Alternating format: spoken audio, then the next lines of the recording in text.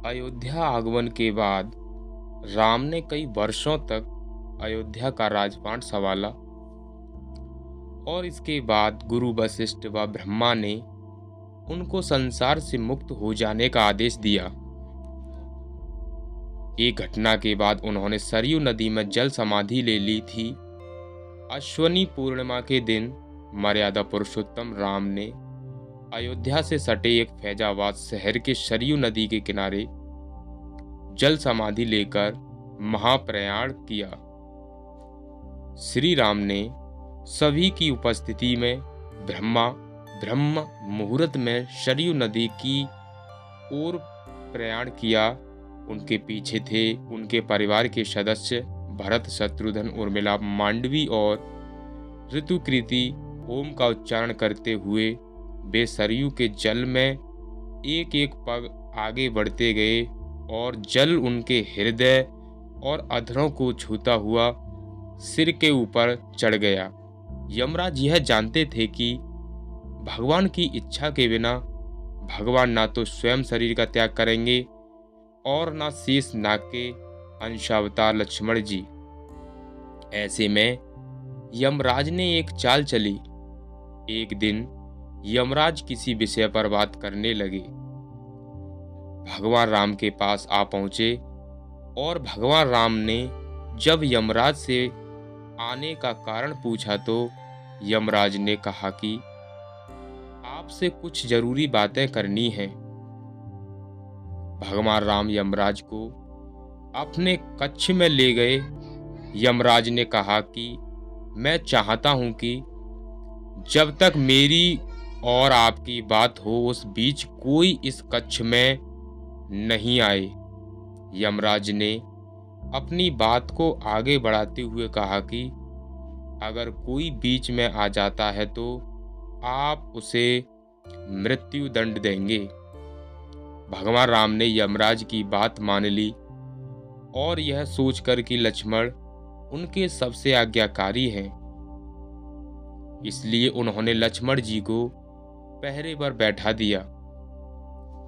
यमराज और राम जी की बात जब चल रही थी उसी समय दुर्वासा ऋषि अयोध्या पहुंच गए और राम जी से तुरंत मिलने की इच्छा जताई। लक्ष्मण जी ने कहा कि भगवान राम अभी यमराज के साथ विशेष चर्चा कर रहे हैं। भगवान की आज्ञा है कि जब तक उनकी बात समाप्त नहीं हो जाए कोई उनके कक्ष में नहीं आए। इसलिए आपसे अनुरोध है कि आप कुछ समय प्रतीक्षा करें। ऋषि दुर्वासा लक्ष्मण जी की बातों से क्रोधित हो गए और कहा कि अभी जाकर राम से कहो कि मैं उनसे मिलना चाहता हूं, अन्यथा मैं पूरी अयोध्या को नष्ट होने का शाप दे दूंगा। लक्ष्मण जी ने सोचा कि उनके प्राणों से अधिक महत्व उनके राज्य और उसकी जनता है, इसलिए अपने प्राणों का मोह छोड़कर लक्ष्मण जी भगवान राम के कक्ष में चले गए। भगवान राम ने लक्ष्मण को सामने देखकर हैरान हो गए, परेशान हो गए। भगवान राम ने लक्ष्मण से पूछा कि यह जानते हुए भी कि इस समय कक्ष में प्रवेश करने वाले को मृत्यु दंड दिया जाएगा, फिर भी आपने ये गलती क्यों की?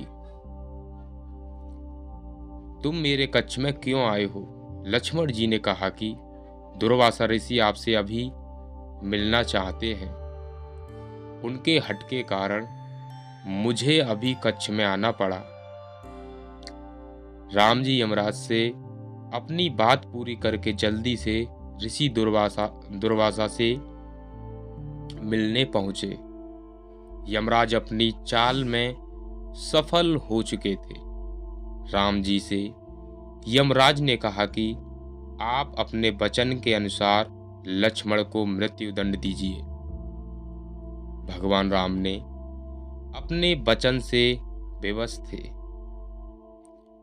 राम जी सोच में थे कि अपने प्राणों से प्रिय भाई को कैसे मृत्युदंड दिया जाए। राम जी ने अपने गुरु व वशिष्ठ जी से इस समय में बात की तो गुरु ने बताया कि अपनों का त्याग मृत्युदंड के समान ही होता है, इसलिए आप लक्ष्मण को अपने से दूर कर दीजिए। यह उनके लिए मृत्युदंड के बराबर ही सजा होगी। जब राम जी ने लक्ष्मण को अपने से दूर जाने के लिए कहा तो लक्ष्मण जी ने कहा कि आपसे दूर जाकर तो मैं यूं भी मर जाऊंगा, इसलिए अब मेरे लिए उचित है कि मैं आपके वचन की लाज रखूं।